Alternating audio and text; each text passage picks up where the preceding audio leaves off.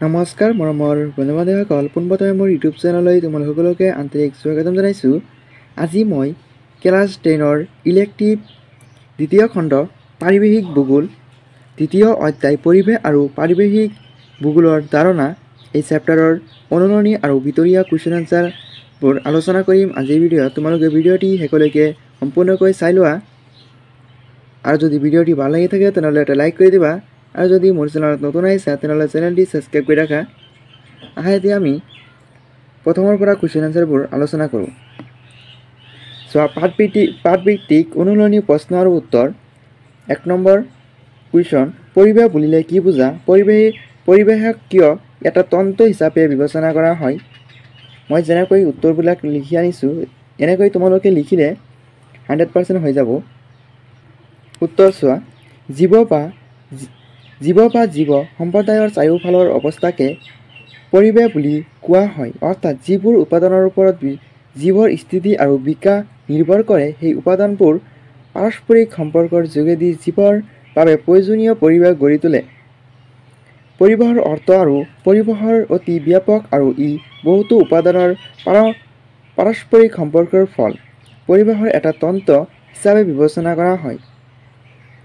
গোলকীয় পৰ্যায়ৰ পৰিৱেশ এটা অতি বিশাল আৰু জটিল তন্ত্ৰ হিচাপে কাৰ্য কৰি আছে।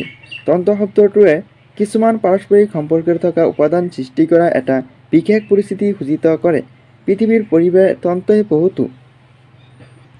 এই কুৱেশ্যনৰ এনচাৰটো ইফালে অলপ আছে। চোৱা, জীৱীয় আৰু অজীৱীয় উপাদানৰ অন্তঃক্ৰিয়াৰ ফলস্বৰূপে দুটি সৃষ্টি হৈছে। বিভিন্ন উপাদানৰ ক্ৰিয়াৰ ফলত পৰিৱেশ সৃষ্টি হোৱাৰ বাবে পৰিৱেশক এটা তন্ত্ৰ বুলি কোৱা হয়। চোৱা, এই কুৱেশ্যনৰ এনচাৰটো এইখিনি লিখিলেই হৈ যাব। তাৰপিছত 2 নম্বৰ কুৱেশ্যন প্ৰশ্ন, পৃথিৱীৰ বায়ুমণ্ডল, স্থলমণ্ডল, জলমণ্ডল আৰু জীৱমণ্ডলৰ মাজত সম্পৰ্কৰ উদাহৰণ দি বুজোৱা।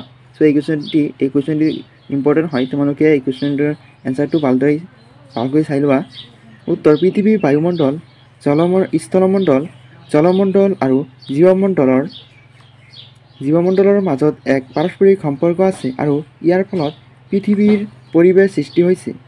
পৰিৱেশৰ অন্তৰ্গত এই মণ্ডল চাৰিটা পৰস্পৰ নিৰ্ভৰশীল আৰু চাৰিওটা মণ্ডলৰ মাজত জলচক্ৰ আৰু কাৰ্বন চক্ৰ ইয়াৰ মাজত পাৰস্পৰিক ক্ৰিয়া বিক্ৰিয়া চলি থাকে। চাৰিওটা মণ্ডলৰ অন্তৰ্গত অজস্ৰ জীৱীয় আৰু অজীৱীয় উপাদানেৰে পাৰস্পৰিক সম্পৰ্কৰ এক জটিল জালিৰ জৰিয়তে পৃথিৱীৰ পৰিৱেশক বৰ্তমান ৰূপ প্ৰদান কৰিছে। তলৰ চৰিত্ৰ পৰিৱেশৰ চাৰিওটা মণ্ডলৰ পাৰস্পৰিক সম্পৰ্ক দেখুওৱা হ'ল। তোমালোকে এই চিত্ৰটো লিখি দিবা। সুন্দৰকৈ এই চিত্ৰটো লিখি দিবা। তলত লিখিবা, স্থল, জল, জীৱ আৰু বায়ু এই মণ্ডলৰ কেইটামান পাৰস্পৰিক সম্পৰ্কৰ ফল পৃথিৱীৰ পৰিৱেশ। এই কুৱেশ্যনৰ এনচাৰটো আৰু ইফালে আৰু অলপ লিখিব লাগিব, কিয়নো এনেধৰণৰ কুৱেশ্যনবোৰ 4-5 মাৰ্কৰ হৈ থাকে। চোৱা, পৃথিৱীৰ আটাইতকৈ মহাদেশ স্থলমণ্ডলৰ অন্তৰ্গত। জলমণ্ডলৰ ভিতৰত শিল, মাটি, বালি আদিকে ধৰি পৰ্বত, পাহাৰ, মালভূমি, সমভূমি, মৰুভূমি, নদী, উপত্যকা, উপকূল আদি প্ৰকৃতিৰ অৱয়ৱবোৰ থাকে। পেৰাগ্ৰাফ চেঞ্জ কৰি লিখিবা, পৃথিৱীৰ সাগৰ মহাসাগৰবোৰ জলমণ্ডলৰ অন্তৰ্গত। স্থলমণ্ডলত থকা নদ-নদী, খাল-বিল, হ্ৰদ আদি জলাশয়বোৰ জলমণ্ডলৰ ভিতৰত পৰে। জীৱমণ্ডলৰ ভিতৰত পৰে জীৱিত প্ৰাণী আৰু উদ্ভিদবোৰ।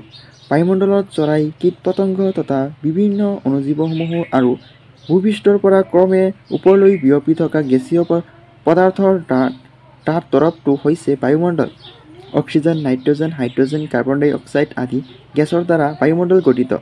বায়ুমণ্ডলত থকা বিভিন্ন গেছবোৰ সৈতে জীৱমণ্ডলৰ প্ৰাণীসমূহৰ এক গভীৰ সম্পৰ্ক আছে। ইয়াৰ পিছত 3 নম্বৰ কুৱেশ্যন, 3 নম্বৰ প্ৰশ্ন, পৃথিৱীৰ সকলো অঞ্চলৰ পৰিৱেশ কিয় একে নহয়? চমুকৈ লিখা। উত্তৰ, পৃথিৱীৰ সকলো অঞ্চলৰ পৰিৱেশ একে নহয়। পৰিৱেশ তন্ত্ৰৰ অন্তৰ্গত কোনো এটা অঞ্চলৰ প্ৰাকৃতিক পৰিৱেশৰ আন অঞ্চলৰ পৰিৱেশৰ গভীৰভাৱে প্ৰভাৱিত কৰে। পৃথিৱীৰ সকলো অঞ্চলৰ পৰিৱেশ একে নোহোৱাৰ কাৰণসমূহ হৈছে জলবায়ুৰ ভিন্নতা, জলচক্ৰ, বতাহ, সাগৰীয় সোঁত, প্ৰৱাহিত নৈ আদিৰ বাবে বেলেগ বেলেগ ঠাইৰ পৰিৱেশৰ সৈতে এইখনৰ মাজত আনখনৰ সম্পৰ্ক থকা দেখা যায়। বিভিন্ন ভৌগোলিক কাৰণত প্ৰতিটো অঞ্চলৰ পৰিৱেশৰ কিছু কিছু সুকীয়া ধৰ্ম বা বৈশিষ্ট্য থাকে। প্ৰাকৃতিক উপাদানবোৰৰ গুণাগুণৰ ভিন্নতা, মাটি, পানী, উত্তাপ, জীৱ আদিৰ ভিন্নতাৰ বাবে পৃথিৱীৰ সকলো অঞ্চলৰ পৰিৱেশ একে নহয়। ভূপৃষ্ঠৰ ঠাইৰ অৱস্থান, ভূ আকৃতিৰ, সাগৰ মহাসাগৰৰ পৰা দূৰত্ব, সাগৰ পৃষ্ঠৰ পৰা উচ্চতা, জলবায়ু, উদ্ভিদ, বন্যপ্ৰাণী আদি বিভিন্ন। ইয়াৰ পিছত আৰু অলপ আছে। কাৰকে কোনো ঠাইৰ পৰিৱেশ নিৰূপণ কৰে। অঞ্চলভেদে এই কাৰকসমূহৰ পাৰ্থক্য পৰিলক্ষিত হয় আৰু এয়ে ভূপৃষ্ঠৰ পৰিৱেশ আঞ্চলিক পাৰ্থক্য আনে। এতিয়া চোৱা 4 নম্বৰ কুৱেশ্যন। তো ভিডিঅ'টি দীঘল হৈ আছে, তোমালোকৰ সুবিধাৰ বাবে মই মাত্ৰ কুৱেশ্যনটো পঢ়ি দিম, তোমালোকে উত্তৰখিনি তোমালোকে নিজে কৰি ল'বা। মই উত্তৰখিনি তোমালোকে বহীত লিখি ল'বা। চোৱা 4 নম্বৰ কুৱেশ্যনটো হ'ল পৰিৱেশ ভূগোলৰ সংজ্ঞা দিয়া। এনেধৰণৰ বহুত কুৱেশ্যন আছে, সেইকাৰণে মই কৈছোঁ তোমালোকে নিজে এইখিনি লিখি ল'বা। চোৱা ইয়াৰ এনচাৰটো এইখিনি লিখিবা। তাৰপিছত চোৱা 5 নম্বৰ ভূগোল বিষয়টোৰ এটা শাখা হিচাপে পৰিৱেশ ভূগোলৰ গুৰুত্ব আলোচনা কৰা। ইয়াৰ উত্তৰটো লিখিবা এইখিনি। এইফালে আৰু অলপ আছে, এইখিনি লিখিবা। তাৰপিছত চোৱা 6 নম্বৰ কুৱেশ্যন পৰিৱেশ ভূগোলৰ উদ্দেশ্য আৰু অধ্যয়নৰ পৰিসৰ এটি আভাস দিয়া। উত্তৰ এইখিনি তোমালোকে লিখিবা।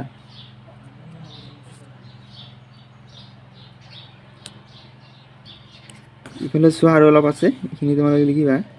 তাৰপিছত চোৱা 7 নম্বৰ কুৱেশ্যন পৰিৱেশৰ উপাদান বুলিলে কি বুজা?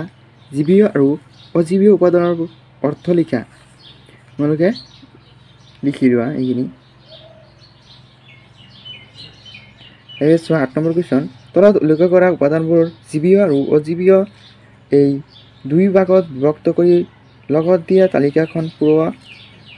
উপাদান বালি, মণিক, বেক্টেৰিয়া, উদ্ভিদ, পলৱ, ঘাঁহ, বৰষুণ, আৰ্দ্ৰতা, মাটি, পানী, অৰণ্য, কীট-পতংগ, ভাইৰাছ, কয়লা, খনিজ তেল, সৌৰশক্তি। এই কুৱেশ্যনৰ উত্তৰ দি এইকেইটা লিখিবা। এনেকৈ কাগজ বনাই কিনে তোমালোকে লিখিবা। ইফালে জীৱ, ইফালে অজীৱীয়, জীৱীয়, উপজীৱীয় কৈ লিখিবা। তাৰপিছত 9 নম্বৰ কুৱেশ্যন পাৰিৱেশিক সমস্যা মানে কি? ইয়াৰ উত্তৰটো এইদৰে এইখিনি লিখিবা। তাৰপিছত 6 নম্বৰ পৃথিৱীৰ পাৰিৱেশিক সমস্যা ক্ৰমে বৃদ্ধি পাই অহাৰ কাৰণবোৰ উল্লেখ কৰা। উত্তৰ চোৱা, উত্তৰখিনি এইখিনি লিখিবা তোমালোকে।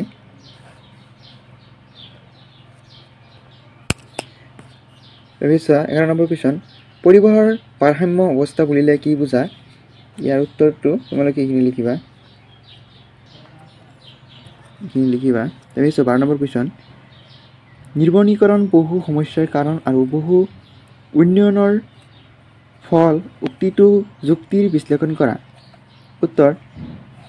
উত্তৰ দি এইখিনি লিখিবা।